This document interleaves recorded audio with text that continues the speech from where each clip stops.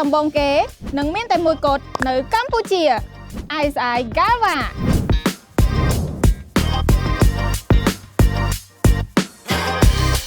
រោងចក្រកែច្នៃដុំរលោដៃស ISI Galva របស់ ISI Steel មានសមត្ថភាពផលិតលើសពី 20,000 តោនក្នុងមួយឆ្នាំអាចជំនួសផលិតផលនាំចូលបានហើយថែមទាំងបាននាំចេញជោគជ័យទៅកាន់សហរដ្ឋអាមេរិកនិងប្រទេសនានានៅអាស៊ីអាគ្នេយ៍ថែមទៀតហើយផលិតផលនេះមានគុណភាពស្តង់ដារអន្តរជាតិមិនត្រឹមតែប៉ុណ្ណោះ ISI Galva ទើបតែបន្ថែមក្រូមេការពារក្រាស់ជាងមុន 50% និងស្រទាប់ការពារពិសេសទៀតផង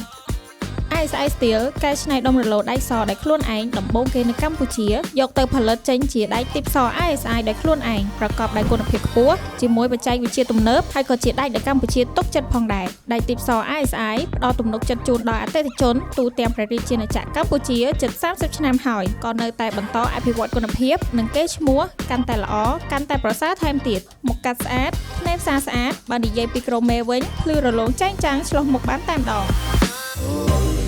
ដែកទីបស ISI ដែកដែលកម្ពុជាទុកចិត្ត